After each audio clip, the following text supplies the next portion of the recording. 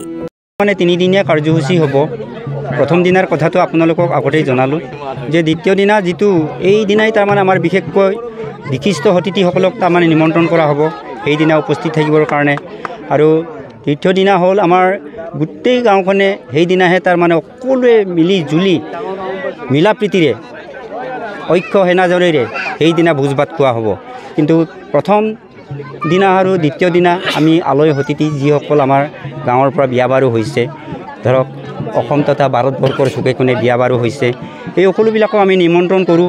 নিমন্ত্ৰণ কৰি আমি একেলগে তেওঁবিলাকক এটা মঞ্চতে তাৰমানে গোটপিট খুৱাই মেলি আমি ভোজ ভাত খুৱাওঁ। তাৰিখটো আমাৰ হ'ল 29, 30 আৰু চ'ত মাহৰ 1 তাৰিখ, এই 3 দিনীয়া।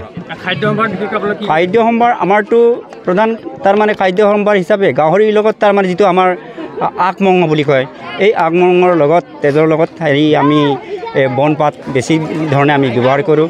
যে এই কি ডিমৰু গছৰ পাত, মেজাংকৰি পাত আৰু অন্যান্য তাৰমানে তেনেকেই তাৰমানে আমি হেৰি কৰোঁ। প্ৰায়ভাগ আমাৰ ব্যৱহাৰটো এই আমি পৰ্বত পাহাৰৰ পৰা আমি পাহাৰীয়া মানুহ আছিলোঁ, সেইকাৰণে এই জংঘলীয়া বেছি তাৰমানে গছ বনৰ পাতবিলাক বেছি আমি খাদ্য হিচাপে ব্যৱহাৰ কৰোঁ। আমাৰতো প্ৰায় দিনত 2,500লৈকে আমি হেৰি এটা লৈছোঁ। এদিনত আমি 2,500 মান মানুহক খুৱাব পৰাৰ তাৰমানে আমাৰ যোগান ধৰা হৈছে, যি সম্ভাৰ তাৰমানে আমি প্ৰস্তুত কৰা হৈছে।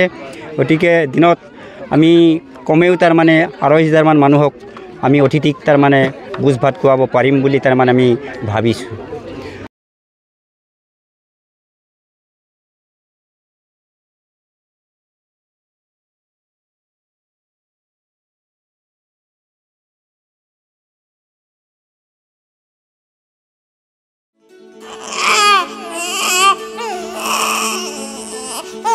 অভিনন্দন, আপোনাৰ এজনী ছোৱালী জন্ম হৈছে।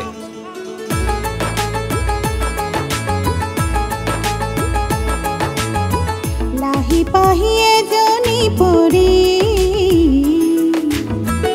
আহিলে ঘৰখন উজলি।